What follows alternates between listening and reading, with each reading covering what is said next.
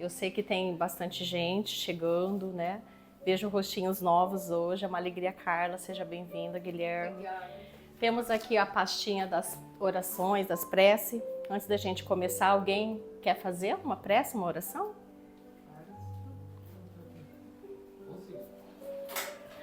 Qualquer um? Qualquer um, pode escolher. Prece de gratidão.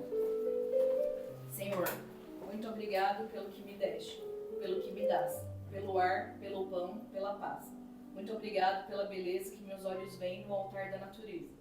Olhos que contemplam o céu cor de anil e se detêm na terra verde, salpicada de flores em tonalidades mil. Pela minha faculdade de ver, pelos cegos eu quero interceder, por aqueles que vivem na escuridão e tropeçam na multidão.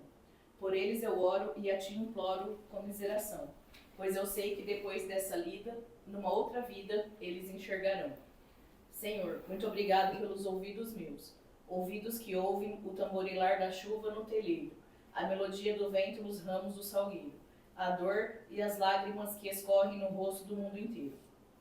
Ouvidos que ouvem a música do povo, que desce do morro na praça a cantar, a melodia dos imortais que a gente ouve uma vez e não se esquece nunca mais. Diante da minha capacidade de ouvir, pelos surdos eu te quero pedir, pois eu sei que depois dessa dor, no teu reino de amor, eles voltarão a ouvir. Muito obrigado, Senhor, pela minha voz, mas também pela voz que canta, que ensina, que consola. Pela voz que com emoção profere uma sentida oração. Pela minha capacidade de falar, pelos mudos eu te quero rogar, pois eu sei que depois desta dor, no teu reino de amor, eles também cantarão. Muito obrigado, Senhor, pelas minhas mãos, mas também pelas mãos que aram, que semeiam, que agasalham. Mãos de caridade, de solidariedade, mãos que apertam mãos. Mãos de poesia, de cirurgias, de sinfonias, de psicografias. Mãos que numa noite fria cuida ou lava a louça numa pia. Mãos que à beira de uma sepultura abraçam alguém com ternura, num momento de amargura. Mãos que no seio agasalham o filho de um corpo alheio sem receio. E meus pés, que me levam a caminhar sem reclamar, porque eu vejo na terra amputados, deformados, aleijados, e eu posso bailar. Por eles eu oro e a ti imploro, porque sei que depois dessa expiação, numa outra situação, eles também bailarão. Por fim, Senhor, muito obrigado pelo meu lar, pois é tão maravilhoso ter um lar. Não importa se esse lar é uma mansão, um ninho, uma casa no caminho, um bangalô, seja lá o que for. O importante é que dentro dela exista a presença da harmonia e do amor. O amor de mãe, de pai, de irmão, de uma companheira. De alguém que nos dê a mão, nem que seja a presença de um cão, porque é tão doloroso viver na solidão. Mas se eu ninguém tiver, nenhum teto para me agasalhar, uma cama para eu deitar, um ombro para eu chorar, ou alguém para desabafar, não reclamarei, não lastimarei, nem blasfemarei, porque eu tenho a ti. Então, muito obrigado, porque eu nasci. E pelo teu amor, teu sacrifício, tua paixão por nós, muito obrigado, Senhor. Que assim seja. Quando a gente ora, a gente pede em oração, as providências elas vão chegando. Todas as vezes eu gosto da historinha, né? E eu fui pesquisar uma que tinha muito a ver com o nosso tema. O Evangelho segundo o Espiritismo. E o capítulo 5. Hoje a gente vai conversar um pouquinho sobre o item Justiça das Aflições. Bem-aventurados os aflitos. E nesse item veio tantas, mas tantas histórias que eu falava, meu Deus, e agora? Qual eu conto? E numa delas eu me peguei pensando, refletindo em mim. Por quê? Porque comecei a ler algumas bem emocionantes, assim, porque fala do processo, do porquê que uns sofrem mais, outros sofrem menos. Quantas vezes a gente se pergunta, né? Por que comigo? Por que eu? Olha, o outro lá faz coisa errada e eu que, abre aspas, parece que estou sendo castigado. E aí eu fiquei pensando, aí me sugeriram a história da borboleta, que tem todo um processo até ela sair do casulo. E quando em algum momento alguém interrompe esse processo, ela morre. Aí eu fiquei, quando eu li aquilo, eu falei, gente, eu já fiz isso, não com uma borboleta. Mas na intenção de ajudar. Quando eu era criança, certa feita, a gente brincando. Na nossa época não tinha celular, né? A gente brinca aí. E a gente brincando e de repente nós tínhamos um ninho de passarinho. E lá os ovinhos. E o mágico estava acontecendo. Eles estavam nascendo. Juntou eu e mais uma galerinha. Ficamos lá assim observando aqueles... Tinha 3 ovinhos, me lembro. E aí 2 nasceram assim. E aí a gente olhava e falava, mas como esse... Tá no chão o ninho? Primeiro a gente já achou diferente isso. E aí não tinha passarinho, não tinha nada, né? Cadê a mamãe desses bichinhos? E aí 2, pum, ficamos de olho assim, pum, nasceram. E o terceiro lá, pelejando e tentando e fazendo e não conseguia.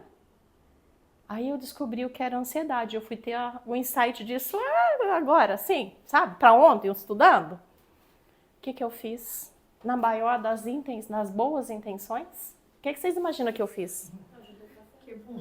Fui ajudar o passarinho. Aí fui lá, toda delicada, tirando, ajudando a casquinha, quebra mais um pouquinho, quebra mais um sequinho, quebra... E ele foi colocando. Aí eu, por dentro, eu tava assim, nossa, sou uma heroína. Tô ajudando o passarinho, vai sobreviver. Hã? Fazendo um parto. Aí, eis que a hora que cai, que eu tiro lá e a ansiedade foi tanta que eu devagarzinho ali, mas querendo que o bichinho já... Aí ele, pum, colocou a cabecinha, deu uma viradinha, pum, caiu. Aí aquilo eu olhei assim, falei, oxe, caiu. Aí chamei a galera, falei, ó, o passarinho morreu. Ué, por quê? Eu falei, não sei.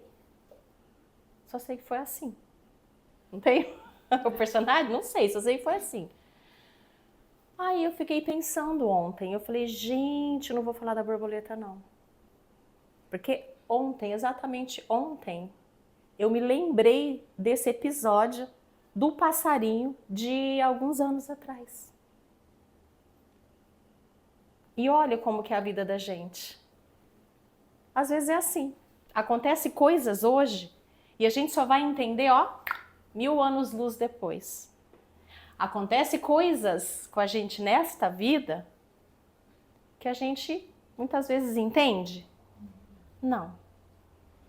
Acontece coisas com a gente agora que a gente se pergunta, cadê a justiça de Deus para mim? Será que ela existe? Bem-aventurados os que choram, pois que serão consolados. Bem-aventurados os que têm fome e sede de justiça, pois serão saciados. Bem-aventurados os que sofrem perseguição por amor à justiça, porque é deles o reino dos céus. Eu acho que isso já nos envolve tamanho amor e misericórdia de Deus. A promessa de Deus não é o reino dos céus para todos nós? Por que a gente ainda duvida disso, então? Por que a gente fica enchendo a nossa cabeça de porquês? Tentando buscar respostas que, por enquanto, não temos condições de entender. Mas quando a gente é aberto a essa busca, as respostas vêm. As compensações que Jesus promete aos aflitos da terra somente podem realizar-se na vida futura. Ou seja, tudo que eu faço hoje, eu vou ter uma consequência depois. A gente não estuda que é a lei da reação? A gente tem o livre-arbítrio. Em outra linguagem, Deus é tão bondoso que Ele nos dá o direito de escolher o que a gente vai plantar. Depois que escolhemos, tem a colheita. Aí a gente colhe o que a gente planta. Aí mas o que tem a ver o passarinho, né? Eu não estava entendendo. A minha boa ação, que eu achava que era uma boa ação, não foi. E aí eu pergunto para vocês, quantas vezes, em alguns momentos, a gente acha que está fazendo algo para o bem e depois a gente se pega e fala assim, que bem? De qual bem que a gente está falando? Para quem? Então é difícil a gente entender até onde é o meu, até onde começa o do outro, né? Por isso que o Espiritismo nos convida sempre à reforma íntima. Não é sobre o outro, é sobre a gente. Não é sobre a luta do outro, são só as nossas lutas. E cada um de nós tem o seu. Oi, Mari, bem-vinda! Cada uma de nós tem as suas lutas. Mas, se Jesus nos prometeu uma vida futura, por que não confiar? Mesmo com essa certeza, dificilmente a gente compreende a conveniência do porquê sofrer então. Por que eu não posso então já pular uma etapa e já vou para ser feliz, não é? Eu quero o reino dos céus. Dá para pular etapas? Dá para lá ajudar o passarinho? Dá para ajudar a borboleta a sair do casulo? Não dá. Não pode pular etapa. Não tem como, o processo, às vezes, ele é lento.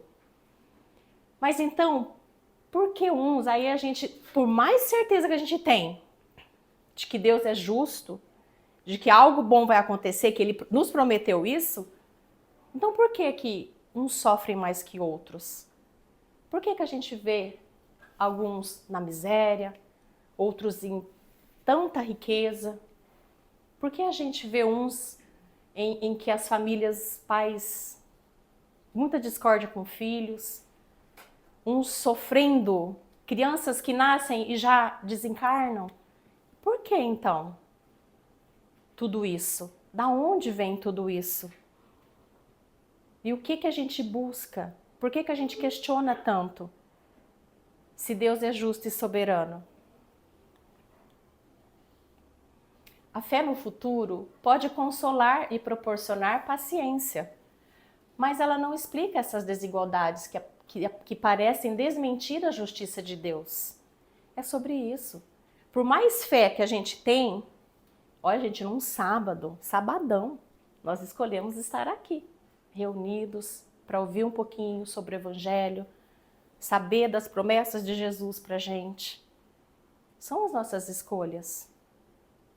Há de termos recompensas. Para agora? Muito provavelmente não. Aí que a gente vai trabalhar a paciência. Né? Lembra da outra palestra que eu falei? A gente falou muito sobre isso, né? A gente é muito imediatista. A gente faz, eu planto e eu já quero colher. Não, se eu plantei uma bolsa, eu já quero colher. Calma. Se é um processo, eu preciso respeitar esse processo. E entender que mesmo eu tendo essa confiança, mesmo sendo difícil, Deus está lá. E Ele é justo e soberano. A gente não pode duvidar disso. Quer um exemplo? A gente tudo é uma fase. Eu falo muito para os meus filhos. Eu morro de rir, porque meu esposo fala assim: você quer pegar numa enxada, você quer pegar num lápis? E é tão clichê essa frase, né, que serviu pra gente. Nós crescemos ouvindo isso. Quem tem a oportunidade, hoje a gente proporciona para os nossos filhos sempre o que a gente gostaria de ter tido um pouco mais lá atrás. A gente tem muitas condições, às vezes, de favorecer para os nossos filhos coisas que nós não tivemos. Isso também tem que ter sabedoria. Tudo é dosado. Então, o processo, cada um vai viver o seu. Eles estão no colégio. Só que não, pode pular etapa? Pode passar do primeiro para o segundo? Não. Pode passar do segundo para o... Não. E eu tenho um exemplo vivo disso. O meu filho, ele tem uma condição diferenciada e ele precisou acelerar 2 anos na escola. 2 anos. Na hora, eu pensei assim, aí veio a vaidade. Nossa, que legal, meu filho ele tem um QI um pouco a mais e tal, não sei o quê. Uau! Só que depois veio o lado e falou assim, nossa, mas será? Sabe aquela dúvida que eu ficava me perguntando, mas a escola na época não me deu muita escolha, eu estava no Brasil nesse processo. É agora. Me chamaram para uma reunião simples assim, de um dia para o outro, falaram assim, olha, amanhã 10 horas tem reunião. Tá bom, tá bom. Olha, avaliamos, tal, não sei o que, o processo é esse, precisa decidir hoje. Eu, hã? Como assim? Agora. Nós temos no sistema até 10 horas da manhã, isso 9h30 da manhã. Minto, 10 horas eu estava lá, até 10h30, para colocar no sistema a reclassificação. Falei, não, mas não é assim, eu preciso pensar, preciso conversar com meu esposo, preciso isso, preciso aquilo. Ai, mãe, não dá, olha, tem todo esse processo. Aí, onde foram? Elevaram o ego, sabe, da gente?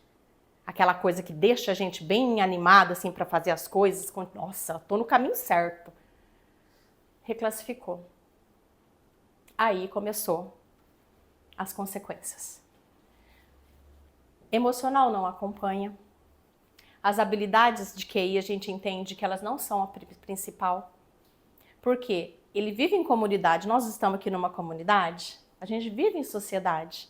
Não batia as ideias. Aí com isso, os problemas foram surgindo. Problemas de relacionamentos, problemas de bullying, N problemas. A ponto da criança respirar, tô tão cansado. Isso eu ouvi do meu filho, ele tinha 10 anos. Me fez pensar.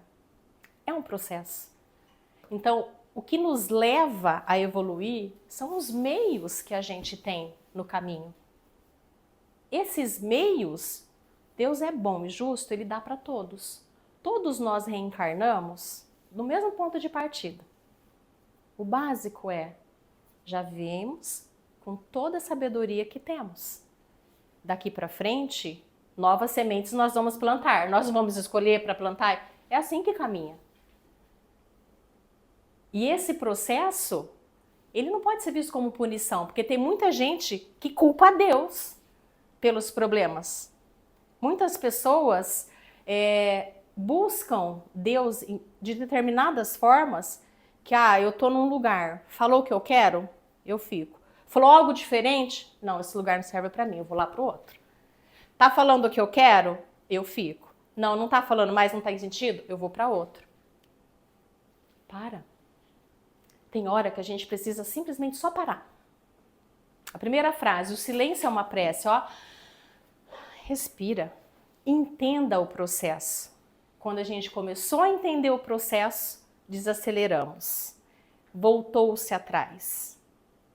Teve prejuízo? Sim, mas teve muitos ganhos também. Então, voltar no processo, às vezes, é a gente dar 2 passos. Sabe aquela velha história, a gente fala assim, dá 2 passinhos para trás para você ver aonde você vai pegar a direção melhor? É sobre isso. É sobre isso. E a gente não pode se perder no caminho, porque a gente precisa confiar na justiça de Deus. Ele não vai nos abandonar. Ele é bom e ele é justo. Mas então, volta a pergunta, por que uns sofrem mais que outros?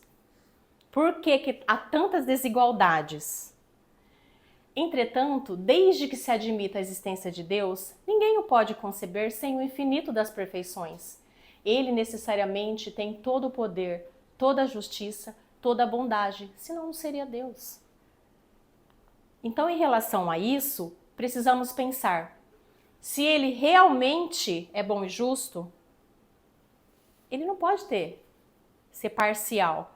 Sabe que as mamães aqui, vou pôr em situações agora, quantas de vocês, eu me incluo nisso, já ouviu do filho assim, você gosta mais dele do que de mim, você prefere ele do que de mim. Né? Levanta os dedinhos aí, eu levanto os 10 aqui, ó. 10. A gente consegue explicar? Qual é a resposta base das mães? Que gosta igual, que ama igual. Que ama igual, o que mais? Oxi. Eu não faço diferença. Que não faz diferença. Não posso falar nada, só tem uma. Então tá no lucro. Então não pode. Tá foi salva, hein? Salva por isso. Sempre vai ter as comparações, mas Deus é imparcial, as mães também são. Mas tem aquele momento que vocês já se perguntaram, já caíram na resposta e falaram assim, é porque neste momento esse meu filho está precisando mais de mim? É assim. E a gente não é imparcial com isso, eu não estou escolhendo um lado. Deus não escolhe, agora vai tudo para ela as coisas boas, tudo pro Francis as coisas ruins. Não é assim que funciona. Tem uma causa. O porquê? Ele é imparcial. Isso a gente tem que ter a certeza. E aí a gente tem a resposta. A doutrina espírita, através da reencarnação, ela explica que muitos sofrimentos de hoje são de nossas outras vidas. Essa é a base do espiritismo. Nós somos espíritos imortais. Se eu acredito na imortalidade da alma, então eu preciso entender que, na justiça de Deus, hoje, eu brinco muito com os meus filhos, hoje ai mãe, tô na minha melhor versão, hein? Dá pra virar até meme, né? Tô na minha melhor versão. E aí a bondade de Deus é tanta que a gente esquece as outras versões. A partir do momento que a gente fez lá um plano reencarnatório, escolhemos as pessoas com quem, então nossa família vai ser esse, tá bom? Tá bom? Combinado? Combinado? Aí viemos, chega aqui, a gente esquece tudo. Pra quê?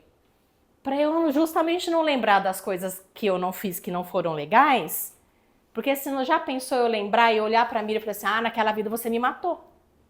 Então, como que eu ia conseguir lidar com esse sentimento? A gente já falou também do perdão e dos melindres, não é difícil? Muito difícil. Então Deus, ele tem tudo planejado, igualzinho a gente fez.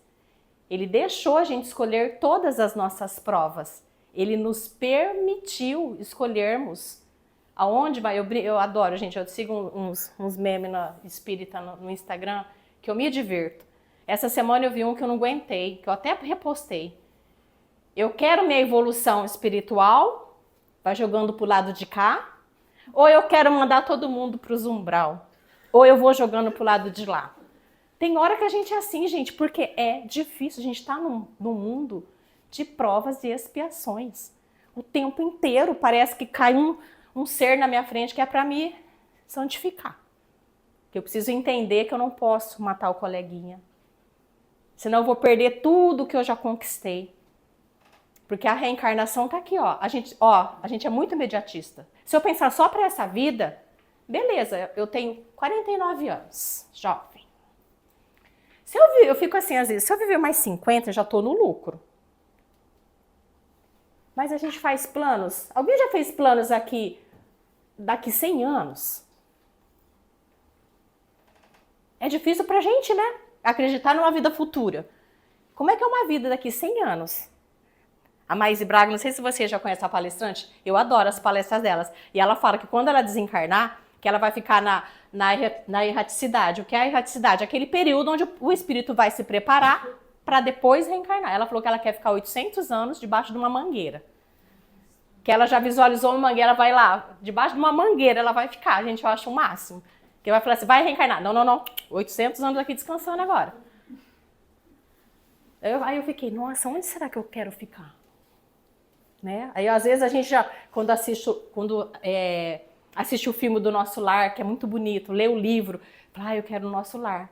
Aí todo dia no curso que eu faço, né, todo domingo, ele falou assim, gente, a gente tem que galgar mais então, porque o nosso lar é a colônia mais próxima da crosta da Terra. Então é os espíritos ainda que estão bem enrijecidos, bem densos. Eu falei, eita, então eu vou pensar um pouquinho mais. Qual é a outra? Vou pesquisar. Qual é a colônia acima, então? Já vou, mas antes não tem o que fazer. Eu, pelo menos, acho que vou dar uma passadinha lá no umbral. Oi, gente! E depois eu pego o caminho de luz. Eu ergo a mãozinha e falo, tô aqui, hein? Não esquecem de mim, não. Conto com as orações de vocês. Né? Né? Uma passadinha assim, só para ver como que é realmente. Igual quando falam mesmo, né? Olha, não é que era mesmo, né? Só para ter essa sensação, com emoção. Ai. Já para o espírito ali embaixo, lá. Vai olhar, cadê? Sabe, né, que no umbral tem mais os espíritas lá mesmo, né? Muitos. Mas então, gente, aí já fica uma coisa legal que tem a ver com isso, de outras vidas. O ser espírita, o que é? Às vezes as pessoas perguntam, você é espírita? É fácil a gente falar, eu sou evangélico, eu sou católico, eu sou espírita. Mas o que é a religião? É viver aquilo. Independente em qual religião a gente está, se eu vivo os ensinamentos do Cristo, eu já estou no lucro. Então, independente se a gente é espírita, independente se é evangélico, independente se é... Gente, independente, Deus, ele é um só. O que nos faz diferentes, vamos dizer assim? que Deus nos prepara para entender qual foi a revelação. Eu falo que ia ter outra revelação, é o Espiritismo. Essa é outra revelação. Para entender que somos imortais, que reencarnamos. E através da reencarnação, a gente consegue, a partir disso, não que a gente vá aceitar, mas que a gente consegue, pelo menos, se esforçar a pensar no porquê que uns sofrem mais, outros sofrem menos, uns são tão ricos, né? Outros estão na miséria. Por que essa discrepância tanta, tamanha, em relação à nossa volta? Então a gente aprende que o sofrimento, ele é um remédio, que muitas vezes a gente não precisa se lamentar. Se eu entendo que a minha alma é eterna, que eu já venho de outras vidas, que eu posso ter feito coisas lá atrás, que hoje eu não me lembro, porque Deus é misericordioso. Ele tem uma varinha mágica, plim, eu falo, é a varinha de condão de Deus, que eu às vezes falo, você queria? Eu não, já pensou? Queria não. Que poder você queria? Eu não quero nenhum. Né? Às vezes me perguntam, você vê? Não, não vejo nada, não falo com ninguém, não quero. Nessa vida não. É assim, cada um com o seu dom, deixa eu com o meu, cada um com o seu. Né? Vamos ser lapidados. Somos diamantes a ser as que estamos sendo lapidados. Então, que poder é esse que Deus tem, que ele apaga tudo para a gente não lembrar? É a misericórdia. Só que eu preciso confiar nesse processo. Eu preciso entender que eu vim de uma semente, que eu tenho um processo, e que isso requer paciência. Não é do dia para a noite. Eu falo que a única coisa que é do dia para a noite é o adolescente na transição. Ele dorme de um jeito, ele acorda de outro. Bens a Deus. Eu acho que essa é a única coisa que é do dia para a noite aí, ó. Olha, eu tô com um lá em casa, que misericórdia. Eu falo, ai, Senhor, é a bondade, tenha misericórdia. As mães fazem do título, não usam muito, ai, Senhor, me dá paciência. Toma um filho que te afronta. E aí? São as provas que a gente tem. E a gente precisa passar. Lembrando que tudo é um processo. E aí começa como o nosso processo? Eu achei muito legal esse esqueminha, eu fiquei pensando, e aí eu montei, vou tentar explicar o que estava na minha cabeça. Porque às vezes é muito assim, né? Vem as coisas, as ideias, aí você fala, como que eu vou explicar isso para o pessoal? Tudo começa na base de. Primeiro é a ação no erro. Eu errei. Hoje eu entendo que eu não devia ter cutucado lá a casquinha do ovo para o passarinho sair. Errei. Fizemos um erro. Muito provavelmente, quando a gente erra, a gente faz uma coisa que não foi legal, o que é que vem depois? Qual o sentimento que vem? A culpa. Eu preciso chegar aqui, ó. Sabe aquela jogo de tabuleiro? Imagina que a gente está num tabuleiro. Aconteceu o erro, ponto de partida. Errei. Eu preciso entender que a chegada é a felicidade. Deus me prometeu. Jesus veio para dizer, vinde a mim os aflitos, que serão consolados. O Evangelho diz isso. A gente leu isso, ó, bem-aventurados. Então eu preciso chegar lá. Mas, ó, eu preciso subir tudo isso aqui, ó. É o processo. É que nem o estudante. Quais são os meios que o estudante vai usar? A professora dá trabalho, ela dá isso, ela dá aquilo, trabalho em grupo, apresentação, chegou no final, é a prova, passou de ano, sobe. O estudante, que ele se esforça, ele não reprova nenhuma, ele vai rapidão. Aquele que é mais desleixado, que é meio assim, ai, tô com preguiça, não vou estudar, não procrastina e não entrega, chegou no final do ano, reprovou. Ele vai ter que fazer de novo outro ano. Essa é a punição. É assim com a gente. A gente reencarnou. É porque a gente fez muita coisa errada? E aí, o que vocês acham? Acho que é. Sim. Eu acho que Tá vendo? é que muito ou pouco, alguma coisa errada deve ter feito. A gente fez um monte. Não foi só um pouquinho, a gente fez um monte de coisa errada. Só que a gente tá hoje, lembra que eu falei na nossa melhor versão? A gente não pode entender que é punição e a gente não pode culpar Deus. Porque os meios, se ele é justo e ele é imparcial, ele dá as mesmas oportunidades para todos. O que eu faço com a minha oportunidade é que vai fazer a diferença. Pensa no estudante, ele tem um ano inteiro. E a mãe falando na cabeça, você que não tira nota não, pagando um ano, pagando escola, pagando cara de escola, você tem que obrigação, sua obrigação é estudar. Tem que passar de ano. Deus não fica assim cobrando a gente. Quem é que cobra a gente quando a gente erra e quando a gente se culpa? Consciência. Nós mesmos, nossa consciência. Quando eu chego nesse ponto, eu entendo que não é punição, é pro meu próprio desleixo, eu entro nesse outro degrauzinho aqui, ó. Eu me arrependo. Né? Já consegui passar 3 etapas. E eu vou nesse processo de arrependimento. Quando eu consigo me arrepender e entender que eu não devia ter cutucado aquele casquinha de ovo, eu vou começar a espiar. E aí que chega aqui. Eu achei muito legal que nada é por acaso. A nossa família faz o evangelho no lar todos os domingos. E a gente já fez esse evangelho aqui de trás para frente, de aleatório, cada um abre, lê. Aí agora a gente resolveu falar, não, vamos na sequência do estudo mesmo? E semana passada a gente estudou sobre as provas e expiações. E interessante assim, que nós 4 lá reunidos, cada um pensava de um jeito sobre o que é prova e expiação. Aí eu pergunto, e quem que estava errado? E quem que estava certo? Se a reforma é íntima e cada um está dentro do seu processo, cada um tem a sua verdade. E tá tudo bem. Expiação é quando eu vou voltar e vou pagar os meus pecados, vamos dizer assim.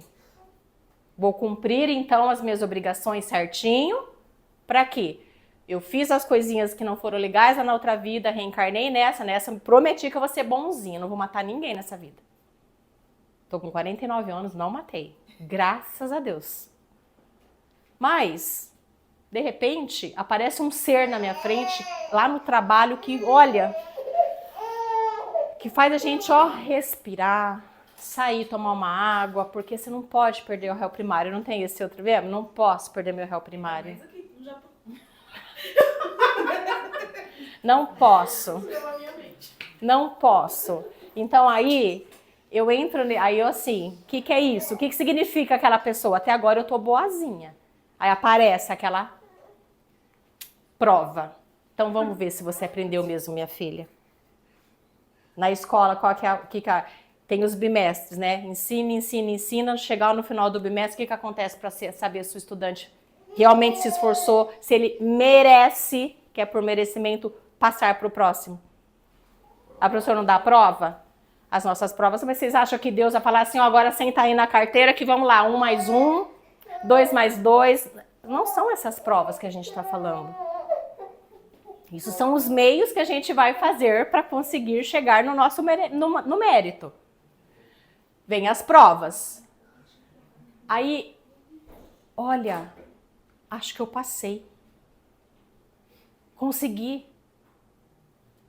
Não perdi a paciência. Se vocês estão com esse pensamento, não perdi a paciência, então repense, porque a gente não perde o que a gente não tem. Isso é um lema, eu não falo mais isso. Ai, perdi a paciência hoje. Mero erro, né? A gente não perde o que a gente não tem. Então é uma luta. Então aí eu vou tentar reparar.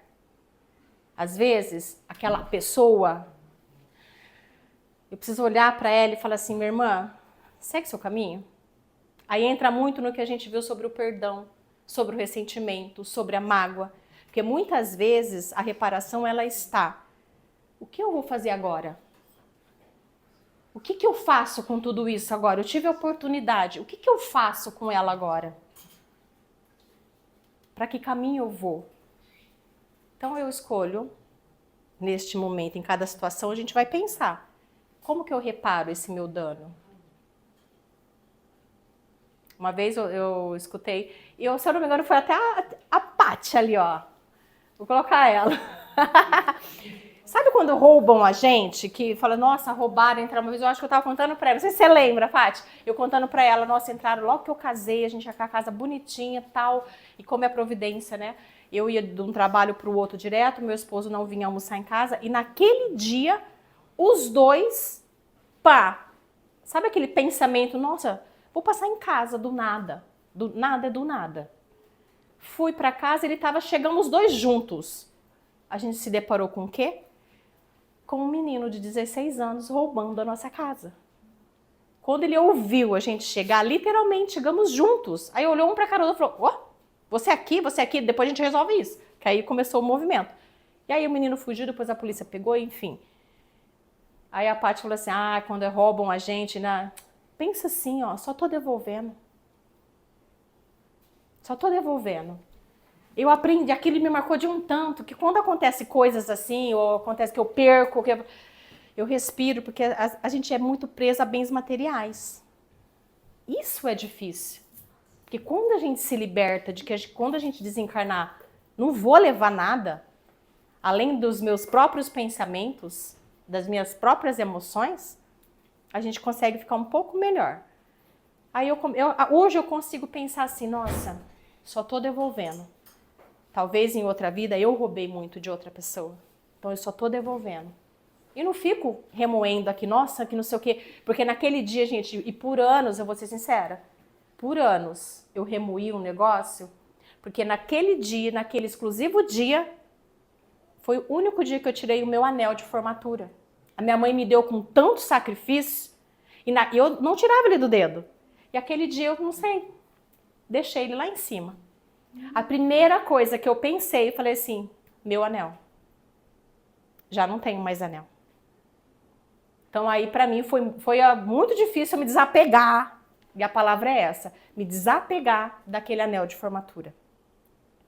Porque pra mim aquilo era um símbolo, era um troféu, assim, nossa, eu percorri, concluí meu curso universitário, ai, que orgulho eu dei pros meus pais, não é essa a sensação? Que orgulho eu dei, né? E aí, meu troféu foi embora, roubaram meu troféu. Só devolvi. Então, quando a gente tenta reparar o que a gente fez, a gente chega um pouquinho mais perto do que é a tão sonhada felicidade. Hoje, a gente ainda está nesse processo. É difícil para a gente entender essas desigualdades sem julgar Deus, sem cobrar de Deus, né? Se a gente entra nas notícias, só tem coisas que nos fazem desacreditar. Mas, cara, eu creio, eu sei, mas por quê? Tem hora que revolta a gente. E é uma coisa muito instintiva, muito momentânea. Então, neste momento, respira.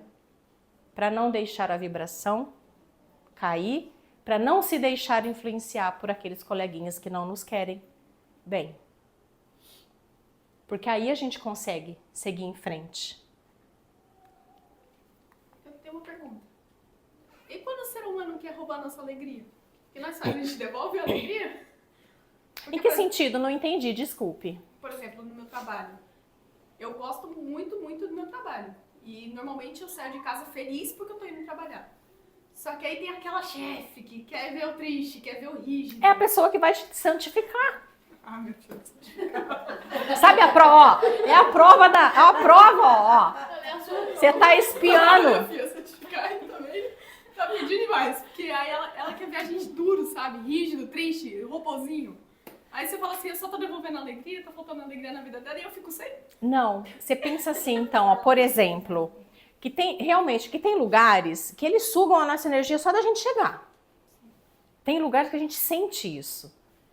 Se a gente pensar que todos nós temos uma mediunidade, cada um tem que trabalhar a sua, cada um tem que ser lapidado.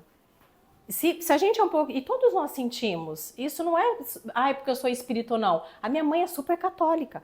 Hoje eu já consigo conversar um pouco mais sobre o espiritismo com ela, sem ela me criticar. Por quê? Eu coloco os termos que ela gosta de ouvir. Água fluidificada é a água benta. Não sei o que, é não sei o que lá. A primeira pergunta que ela fez pra mim, quando eu contei pra ela com medo, mãe, eu tô indo num centro espírita, com medo, eu falei pra minha mãe. Sabe o que ela perguntou? E como fica Nossa Senhora na sua vida?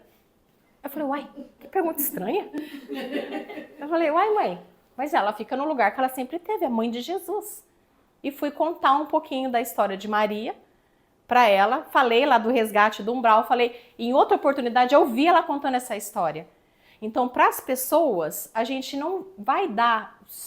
Você não vai apagar a sua alegria. Eu não podia apagar que eu era espírita, não podia esconder isso dela, mas ela tinha que, aos poucos, me conhecer de novo. Então, tem lugares que a gente chega, só entra em oração. A gente precisa muito se proteger. Antes de eu pedir a proteção, ai, Senhor, abençoa aquela pessoa, a gente não tem isso de pedir bênçãos, pedir orações para as pessoas, né? Tem os grupos aí de oração. Antes de qualquer oração, a gente precisa se proteger. Primeiro a gente se protege, depois eu protejo o outro. É individualismo, é egoísmo? Não, não é. É proteção, é sabedoria. Porque senão, já aconteceu comigo. Comigo. De eu estar num ambiente, estava tendo uma discussão atrás de mim, e eu falar, ai, Senhor, intercede e tal, não sei o quê. Eu simplesmente senti uma lambada nas minhas costas e, às vezes, aqueles pensamentos que a gente acha que tem voz, eu só escutei assim, não te mete. Ali mesmo minha coluna travou. Eu falei, eita, que negócio estranho é esse? Aí eu aprendi, antes de você proteger o outro, se proteja. Então, ela não é que ela quer. Você tem que pensar assim, cada um de nós não está no seu processo? Você está num momento de despertar, ela ainda não. Quando eu comecei a estudar o Espiritismo, eu queria sair falando para todo mundo, contando, sabe aquela coisa de... Porque era novo, era gostoso, eu queria convencer as outras pessoas que tinham que vir. E aí eu fui aprendendo que não é assim, que cada um tem o seu despertar. Eu não posso simplesmente falar para minha mãe assim, porque quando eu acabei de falar tudo para ela, ela virou para mim e falou assim, mas quando eu morrer eu quero o terço, eu quero que reze o terço, que eu não vou para esse umbral não, eu quero ir pro céu. Pensei assim, a piada dentro da minha cabeça, ainda bem que mãe não lê pensamento. Eu falei, tá bom, você vai estar lá olhando o seu corpo mesmo, aí você vai falar assim, minha filha, você tinha razão. Mas pensei só na minha cabeça. Falei, ai Jesus, já pequei, né? Só de pensar. Mas enfim, ore por essa pessoa. Ela está num ambiente que, dependendo do lugar, a vibração já é mais pesada. Dependendo do lugar, as regras são mais rígidas. A gente está falando de Japão. Aqui é um país onde teve muitas mortes, teve muitos conflitos, há muitos suicídios. Então, dependendo, o ambiente lá já é pesado, a gente não sabe do processo dela. Então, não é que ela quer tirar a sua alegria, ela só não tem a dela ainda. Mas você pode continuar sendo alegre, mas emanar para ela a sua energia. É aquela coisa assim, gente, quando a gente encosta em alguém e você se protege, imagina, eu brinco sempre, falo, imagina um campo de força sempre em volta de você. Estica ele um pouquinho pro coleguinha. Sabe assim, é plástico assim, ó. Estica ele um pouquinho assim, ó, no seu pensamento. Se o pensamento vira forma, imagina, realmente. Então protege ela. Ela não aprendeu ainda. É o que ela sabe. E ela tá na melhor versão dela.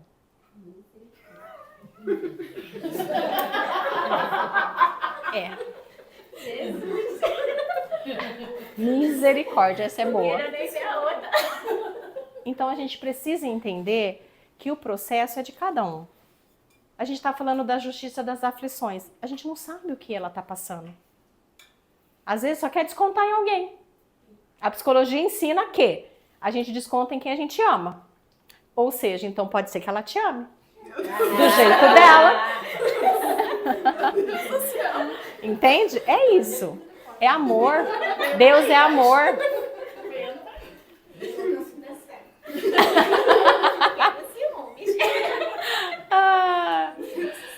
E aí então, mas para a gente conseguir entender isso de uma maneira e ficar mais fácil a gente respirar, e quando a gente vê uma coisa muito injusta, quando a gente se revolta com as coisas, mas pô, Deus é bom, é justo, mas por que isso acontece?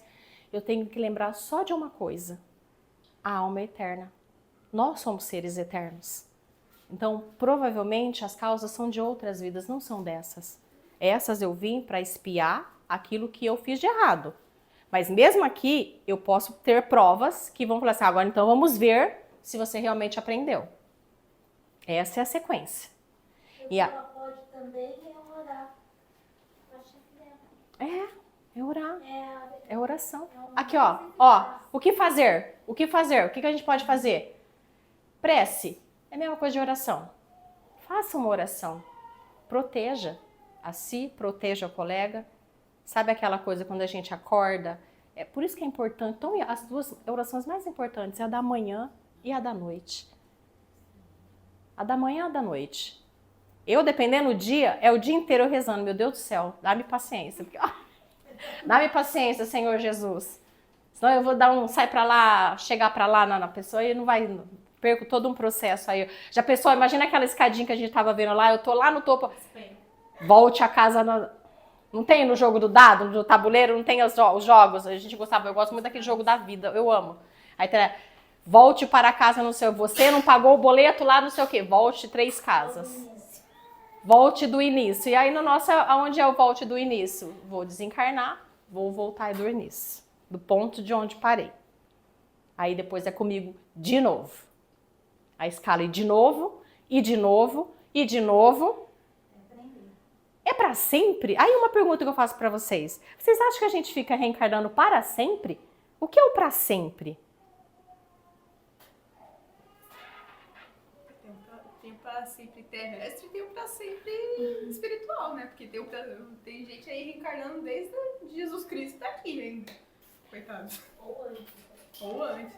A reencarnação, ela é necessária até o nosso espírito entender e passar por essas provas e receber de Deus aquele selinho lá da felicidade. Vai, meu filho, agora o seu espírito evoluiu, então a gente vai para um outro mundo que é mais leve, vamos dizer assim. Esferas superiores. A gente não brinca aos seres de luz, espíritos de luz? A promessa de Cristo é essa para todos nós, para todos. Né? Então, mas eu tenho que fazer a minha parte, bem feitinha. O que eu posso fazer então? Prece. Olhar o lado bom das coisas, resolver as dificuldades com bom ânimo, ajudar os que sofrem. Ajuda? Às vezes ela está sofrendo, com a sua oração já vai ajudar ela. Trabalhar o sentimento de confiança em Deus. Eu acho que esse daqui é um desafio. Porque é que nem eu falei, se a gente ligar a TV dependendo, é desgraça em cima de desgraça. E aí a gente se questiona. Nossa, Senhor, mas por que deixou aquilo acontecer, né? Por quê? A gente é sempre com os porquê, aí a gente é que nem criança. E a gente briga com as crianças quando eles ficam perguntando porquê das coisas pra gente. Não é não? E lembrar da imortalidade da alma. Esse é o principal. Nem tudo eu consigo entender, mas eu preciso acreditar que tudo tem um porquê. Tudo tem um porquê. E a gente não pode duvidar disso. Se a gente está neste momento aqui falando disso, algum propósito tem. Todos nós, meu irmão, encontramos no caminho os frutos do bem ou do mal que semeamos. Bem-aventurados os devedores em condições de pagar. Isso está no trecho do livro do Nosso Lar. Quando a Narcisa está conversando lá com o André Luiz, e fala para ele das provas e expiações. Lembra que eu falei, só tô devolvendo? É sobre isso. A gente está encarnado, então Deus acreditou que a gente tem condições de pagar pelos nossos erros e nos deu uma nova chance de evoluirmos um pouquinho mais enquanto espíritos nesta vida. E é sobre a caminhada, é de cada um de nós. É sobre a reforma íntima, é o eu primeiro para depois o outro. Combinado? Em algum lugar está escrito que é fácil? Não. Né? Temos um manual com instruções. Sabe o Divertidamente? Quem já assistiu o filme Divertidamente? Temos aquele painel de controle que é... Não. Não.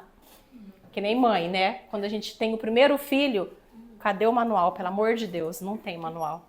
É na lida, não é assim que a gente fala? É na lida que a gente aprende. O que é a lida? O aqui e agora. Então, que sejamos corajosos para não duvidar nunca que toda aflição, ela tem um porquê, porque tem uma causa, mas que Deus é justo e Ele não nos abandona. Ele nunca nos deixa só. Antes de eu falar a minha gostosa frase de gratidão imensa no coração, que é o sentimento que eu tenho todas as vezes que eu venho aqui na frente falar com vocês, eu escolhi uma música hoje que me faz pensar muito. E eu quero que vocês... Como você tirou aquela hora?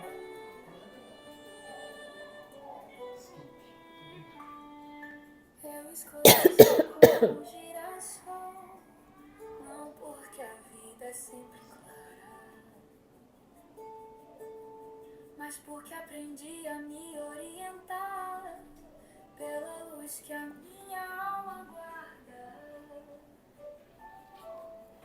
Mesmo quando o céu fecha o dia e a esperança parece distante, eu viro o rosto pro que ilumina e sigo firme, forte e confiante. Antes de crescer pro mundo da fora, criei raízes em silêncio, feitas de fé e paciência, de verdade, amor e sentimento. Eu não persigo a escuridão, eu escolho a luz. Como gira o girassol ao sol, é pra lá que ela me conduz. Onde estiver o seu brilho, ali é onde quero estar. Eu não luto contra a sombra, eu aprendi a me alinhar. O girassol não discute com a noite, ele espera o dia chegar. Há uma sabedoria divina em simplesmente confiar. Não alimento o que escurece, nem dou voz ao que me dói. Eu nutro aquilo que em mim floresce e deixo o resto ir embora, o que não traz paz.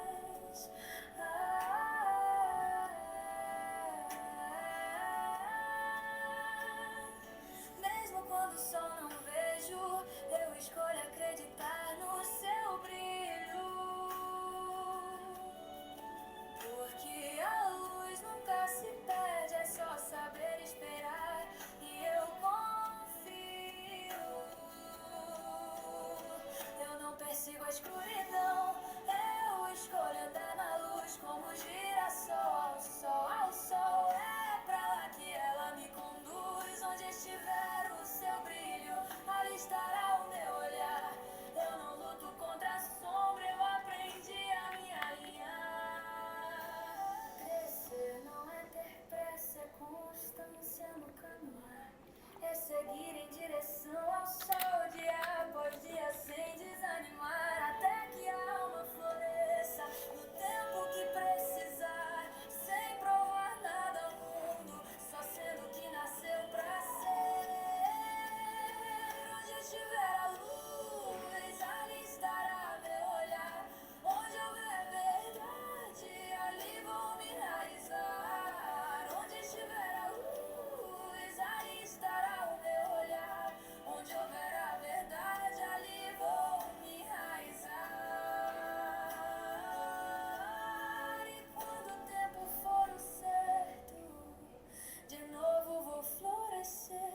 Não pra impressionar o mundo, mas pra voltar a viver. Mas pra voltar a viver.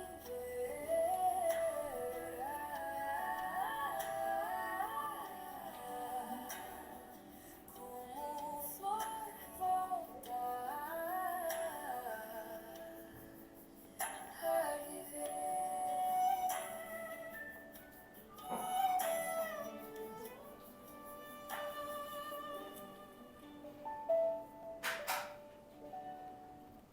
Então, que a gente possa entender o nosso processo, que a gente possa ser tolerante com as nossas imperfeições e nunca duvidar de que tem um Deus cuidando da gente, cuidando de tudo, hoje e sempre. Que assim seja.